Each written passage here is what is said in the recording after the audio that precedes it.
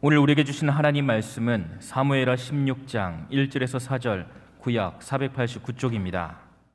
다윗이 마루턱을 조금 지나니 무비보셋의 종 시바가 안장 지은 두나귀의 떡 200개와 건포도 100송이와 여름과일 100개와 포도주 한 가죽 부대를 싣고 다윗을 맞는지라.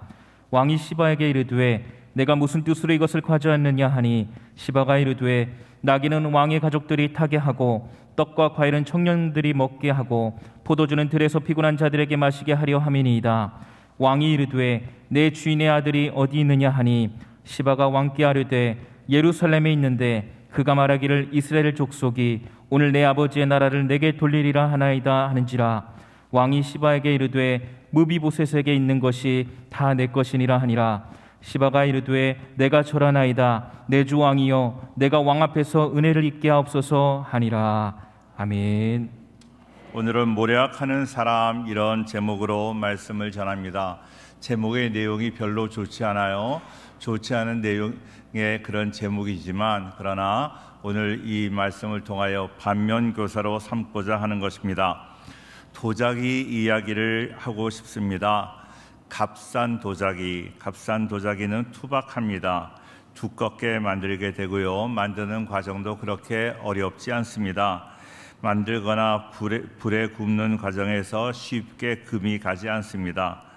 그러나 얇고 색깔까지 넣는 값비싼 도자기는 만드는 과정부터 힘듭니다. 불에 굽기 전부터 쉽게 금이 갑니다. 그러다 보니까 진실하지 못한 도자기 공들은 금이 간 틈을 밀초로 메우고 유약을 발라서 흠이 없는 작품인 것처럼 시장에 내놓곤 합니다. 햇볕에 이렇게 잘 비추어 보기만 해도 확인할 수 있는데 그렇게 사람을 속이는 것입니다. 그러나 진실한 도자기 공들은 금이 간 도자기는 그 자리에서 깨버립니다. 제가 대학 다닐 때 저희 과 바로 옆에가 요업공예학과라는 그런 학과인데 도자기를 만드는 학과예요. 도자기를 만들고 도자기를 만드는 학과에서 학생들이 도자기를 만드는 걸 보니까 만드는 것보다 더 깨는 게 더 많더라고요. 많이 깨버리더라고요. 그런 것을 저는 학교 다니면서 많이 보았습니다. 금이 가지 않은 작품은 그냥 계속 잘 만들지만 조금 만들다가 금이 가거나 잘못되면 금방 다 깨버립니다. 금이 가지 않은 그런 훌륭한 작품에는 진품이다 하는 것을 보증하는 의미에서 밀초칠을 하지 않았다는 뜻을 가진 라틴어 시네 세라라는 말을 쓰고 있습니다.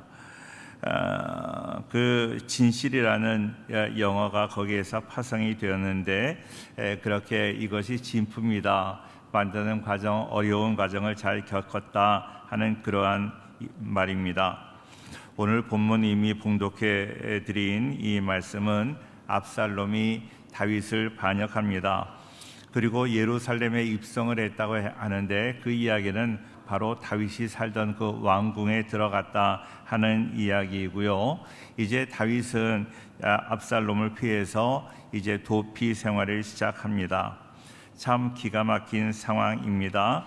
그런데 도피 생활을 하는데 무비보셋의 종이었던 시바가 찾아오고 있습니다. 무비보셋의 종 시바가 찾아오는 것을 시작으로 오늘 본문이 시작이 되는데, 오늘 본문을 통해서 첫째로 우리는 사람은, 이 세상의 모든 사람은 실수하는 연약한 존재이다 하는 것을 알 수 있습니다. 다윗이 감람산 마루턱을 조금 지나고 있었습니다. 마루턱이라는 것은 산 꼭대기를 의미합니다. 사울의 손자 무비보셋의 종 시바가 떡과 여름 과일을 가지고 다윗을 맞이하고 있습니다. 기다리고 있었다는 거지요. 시바는 사울 집안을 관리하던 종이었습니다. 그런데 그 종들 중에서 가장 우두머리였습니다. 그러니까 종들 중에서 그는 부유했고 또 권력도 있었다는 거예요. 종이 권력이 있었다 하는 말이 좀 어폐가 있을지 모르지만 그 당시에 그런 종들이 있었다는 것입니다.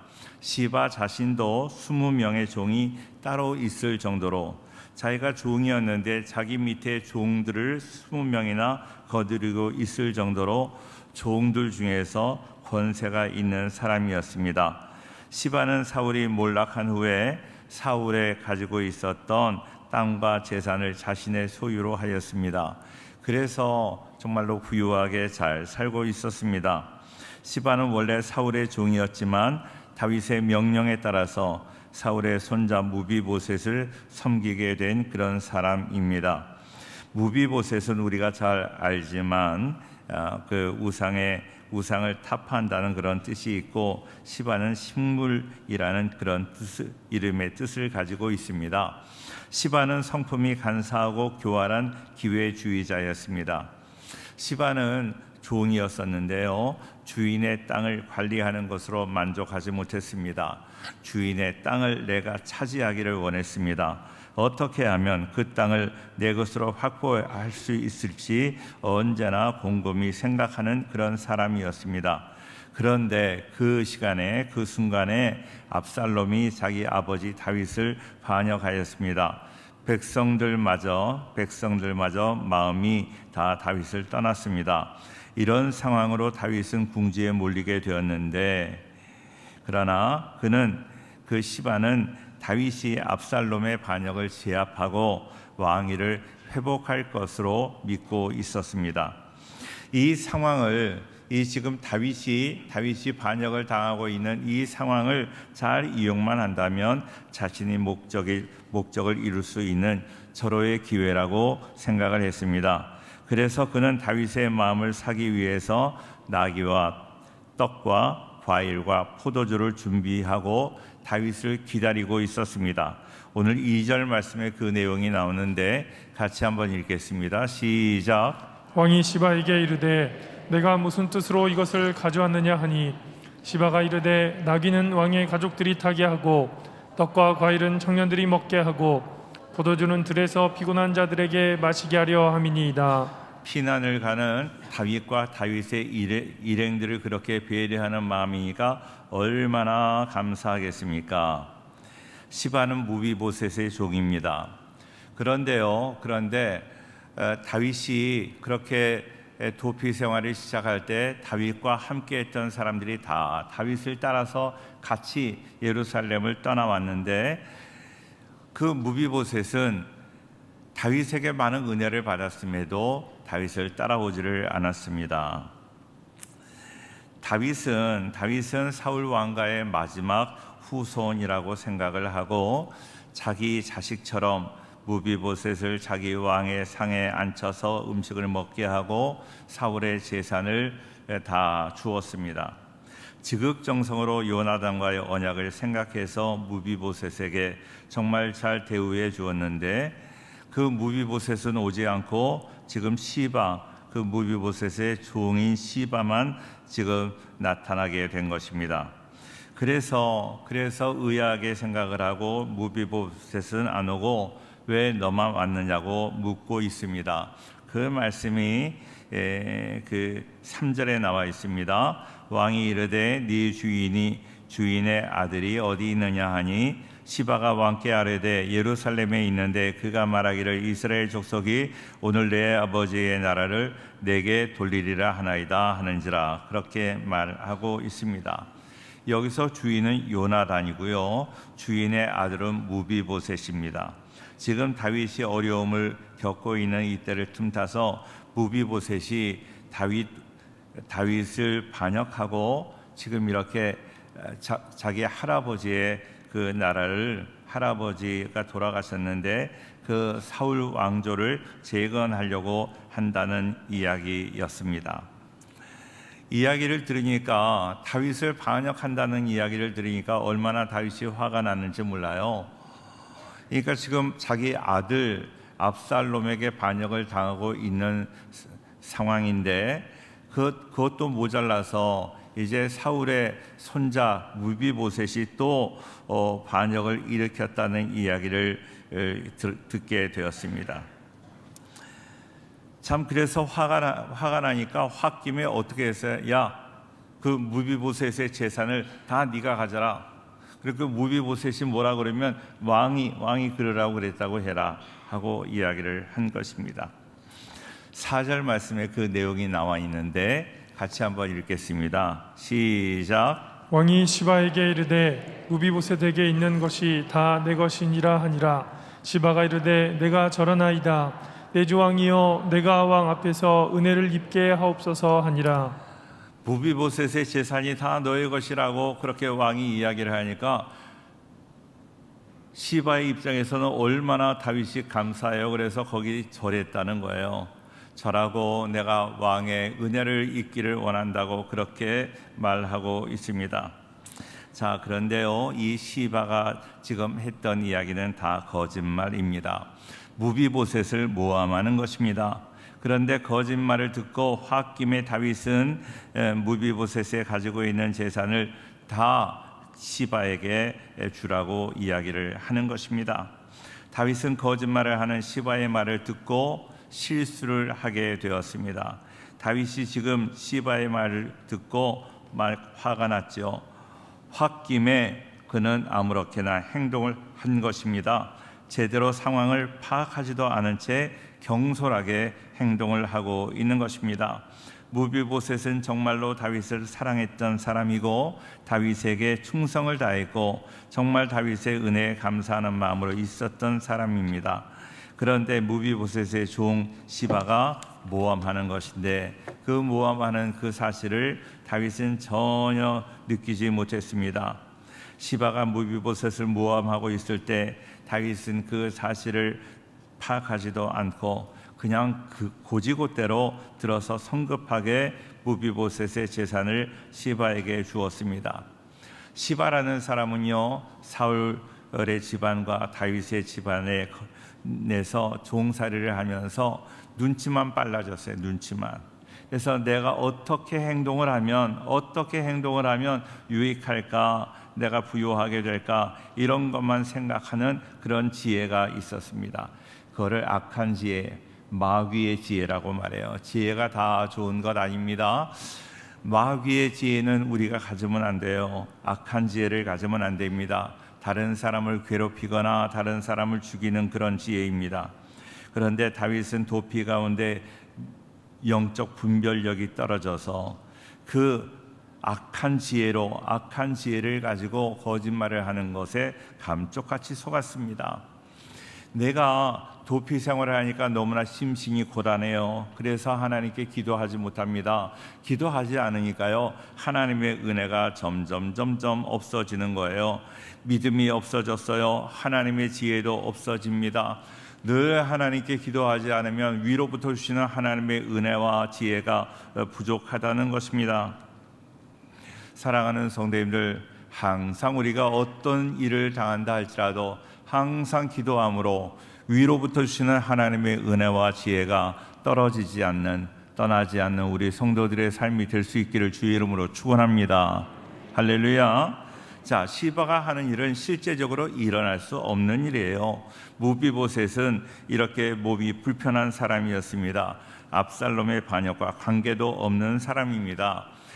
무비보셋이 만에 하나라도 반역을 했다 하면 그 반역을 압살롬이 가만 놔둘 수 있겠습니까? 압살롬이 자기 왕좌를 무비보셋에게 줄 리가 없다는 것입니다. 그런데 이런 모든 정황 판단을 제대로 하지를 못했다는 것입니다. 그의 심신이 고단하기 때문에 그가 그 방향을 제대로 잡지 못하고 있었다는 거지요.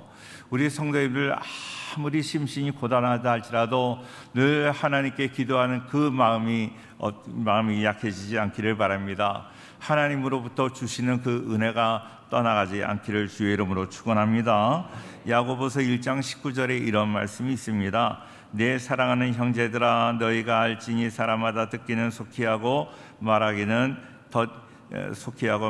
더디하며 성내기도 더디하라. 20절 시작. 사람이 성내는 것이 하나님의 의를 이루지 못함이라. 뭐라고 말씀하시나요? 듣기는 속히하고 말하기도 더디하고 성내기도 더디하라. 그런데 우리는요, 말하기 얼마나 빨리 해요. 말하는 거 얼마나 좋아해요. 성내는 것도 얼마나 잘하는지 몰라요. 다윗은 이 말씀을 간과했어요. 언행의 신중함이 아무리 신중함은 아무리 조심해도 지나치지 않는 것입니다. 그런데 어느 이야기를 듣고 그 귀가 얇다 그러잖아요. 팔랑귀라 그러잖아요. 그래서 그 이야기를 듣고 그냥 막 그냥 화를 내버린 거지요. 그리고 그의 재산도 다 그 종에게 줘버리라고 그렇게 이야기한 것입니다. 이 세상에는요, 진실된 말보다 거짓된 말, 헛된 말이 얼마나 많은지 몰라요. 시바는 다윗이 영원히 승리하기를 바랐을 것입니다. 다윗이 영원히 승리해야 내가 주인의 소유를 그대로 가질 수 있었기 때문입니다. 그러나 이렇게 아첨하는 것, 아부하는 것, 그리고 진리를 왜곡하는 것, 하나님이 싫어하시는 죄예요. 우리 사랑하는 성도님들, 늘 하나님 앞에 실수하지 않도록 항상 신실하게 살아가는 우리 모든 성도가 되기를 주의 이름으로 축원합니다. 다윗과 같은 신앙의 사람도 그가 실수했다 하는 것입니다. 두 번째로 진실은 드러나게 되는 것입니다. 무비보셋의 종 시바가 한 말이 순 거짓말이었습니다. 모함하는 말이었습니다. 나중에 다윗이 피난을 갔다가 압살롬이 죽고 난 다음에 다시 궁으로 돌아왔습니다. 궁으로 돌아올 때의 그 모습이 바로 사무엘하 19장에 나와 있습니다. 압살롬의 죽음으로 정치적 상황이 역전되었습니다. 다윗이 왕이 다시 될 걸로 생각하지 못했지만 정치적 상황이 역전이 된 거예요. 하나님 신실하게 믿는 사람들, 어떤 어려움이 있다 할지라도 낙심하지 않기를 바랍니다. 도망을 갔던 다윗이 요단강을 건너 예루살렘으로 돌아오는 길에 여러 부류의 사람들을 만나게 되었습니다. 급히 다윗을 맞이하기 위하여 유다 사람과 함께 시므이라는 사람이 내려오는데, 묘하게도 사무엘 하 19장에서는요 시므이 이야기를 하다가 갑자기 중간에 시바가 나오는 것을 소개하고 있습니다. 시므이는 압살롬 반역을 일으켰던 시기에 다윗을 저주했던 사람입니다. 시므이의 무리와 시바를 함께 성경에 기록함으로 시바에 대한 부정적인 그런 인상을 남기고 있습니다. 시므이가 하나님 제대로 안 믿고 다윗을 대적했던 사람이라는 것을 부각하면서 시므이와 같은 부류의 사람으로 시바를 이렇게 기억하게 하는 것입니다. 그래서 시바와 시므이의 등장 바로 다음에 왕을 맞으러 오는 사람이 또 하나 있었는데, 그 사람이 바로 무비보셋이었어요. 무비보셋을 보면서 다윗은 무비보셋에게 할 말이 얼마나 많이 있었겠어요. 그런데 무비보셋이 왕이 피난 갔을 때 어떻게 살았는가 하는 말씀이 24절에 나와 있어요. 24절 같이 한번 보겠습니다. 시작. 사울의 손자 무비보셋이 내려와 왕을 맞으니 그는 왕이 떠난 날부터 평안히 돌아오는 날까지 그의 발을 맵시 내지 아니하며 그의 수염을 깎지 아니하며 옷을 빨지 아니하였더라. 예, 그래요. 무비보셋의 모습을 자세하게 지금 묘사하고 있는데, 극심한 애도의 표현이고 의지적으로 다윗의 고난에 참여하고 있는 것을 볼 수 있습니다. 무비보셋이 예루살렘에서 왕을 맞을 때에 다윗이 저에게 질문을 하는데 전에 시바에게 했던 질문과 비슷한 질문을 하고 있습니다. 25절에 나와 있는데, 예루살렘에서 와서 왕을 맞을 때에 왕이 그에게 물어 이르되 무비보셋이여 네가 어찌하여 나와 함께 가지 아니하였더냐 하고 묻습니다. 다른 사람은 내가 어려웠을 때 나랑 다 같이 함께함으로 인하여 나를 위로하고 나에게 힘이 되려고 했는데 왜 너는 나와 함께 가지 않았느냐? 내가 너에게 은혜를 베풀어 주었는데 왜 너는 나와 함께 하지 않았느냐 하는 그런 그 생각을 가지고 묻고 있습니다. 이때 중요한 대답을 하지요. 26절에 대답하되 내 주 왕이여 왕의 종인 나는 다리를 절므로 내 나귀의 안장을 집어 그 위에 타고 왕과 함께 가려 하였더니 내 종이 나를 속이고 27절 시작. 종인 나를 내 주 왕께 모함하였나이다. 내 주 왕께서는 하나님의 사자와 같으시니 왕의 처분대로 하옵소서. 예, 그래요. 무비보셋은 다윗 왕과 함께 갈 수 없었던 그런 속사정을 이야기하고 있습니다. 내가 왕이 아는 것처럼 내가 다리가 불편하지 않습니까? 다리가 불편해서 나귀를 타고 왕을 따라가려고 했는데 종이 나를 속이고 나귀를 가지고 갔습니다 하고 말하는 것입니다. 사랑하는 성도님들, 분명히 기억하세요. 시바는 다윗 왕을 속이고 다윗 왕을 속이는 것, 그것이 바로 영원할 줄 알았어요. 그러나 하나님은 그 잘못을 다 드러나게 하셨다는 거죠. 마태복음 12장 36절에 내가 너희에게 이르노니 사람이 무슨 무익한 말을 하든지 심판날에 이에 대하여 신문을 받으리니 그랬어요. 37절 계속 볼게요. 시작. 내 말로 의롭다함을 받고 내 말로 정죄함을 받으리라. 사랑하는 성도님들, 그렇습니다. 다 진리는 드러나게 돼 있어요. 진실은 드러납니다. 거짓도 드러납니다. 그렇기 때문에 우리가 억울해야 할 필요가 없어요. 하나님께서 때로 우리를 억울하게 하고 답답하게 할 때는 하나님께 더욱더 기도하라는 하나님의 사인인 줄로 믿습니다. 하나님 바라보면서 믿음으로 끝까지 변함없이 살아가는 우리 복된 모든 성도가 되기를 주의 이름으로 축원합니다. 세 번째로, 하나님은 지금도 살아계십니다. 살아 역사하시는 줄로 믿습니다. 하나님은 지금도 시퍼렇게 살아계시다고 그러잖아요. 시퍼렇게 살아계시다 하는 것은요, 겨우 그냥 생명만 연장하는 것이 아니라 하나님은요 지금도 힘있게 역사하신다 하는 거예요. 힘있게 역사하신다. 우리 사랑하는 모든 성도님들, 우리가 다윗과 골리앗 전쟁을 알자. 다윗과 골리앗이 싸우잖아요. 다윗과 골리앗의 싸움이라고 말을 할 때는 전혀 상대가 되지 않는 그런 사람들끼리 싸우는 싸움을 그렇게 말하고 있습니다. 그런데요, 거기에서 중요한 것은 뭔가 하면 누가 이겼냐 하는 것입니다. 비교도 되지 않은 연약하고 어리고 작은 그 다윗이 하나님의 능력을 힘입어서 그가 승리했어요. 그러니까 우리가 이 세상 사람들보다 비록 연약하고 작다 할지라도 우리가 하나님의 능력 안에 있다면 우리는 승리할 줄로 믿습니다. 할렐루야. 무비보셋이 시바에 비하면 아무 힘도 없어요. 제대로 다닐 수도 없어요. 그러나 그 안에 하나님이 계시고 진실하게 살았더니 하나님께서 그를 통해서 역사하여 신 줄로 믿습니다. 잠언 19장 21절 말씀 같이 볼게요. 다 같이 시작. 사람의 마음에는 많은 계획이 있어도 오직 여호와의 뜻만이 완전히 서리라. 우리가 이 세상을 살면서 정말로 하나님이 계시는 거야? 하나님이 계시다면 도대체 나에게 이룰 수 있어? 이런 얘기들 하세요. 그렇죠? 하나님이 계시다면 왜 내가 이렇게 말씀대로 살아가는데 왜 이렇게 내가 어려워? 그런 얘기들을 하시는데요, 그렇지 않아요. 하나님이 안 계신 것 같이 느껴질 때가 있어요. 정말로 내가 답답할 때가 있어요. 그러나 하나님은 지금도 살아계시는 줄로 믿습니다.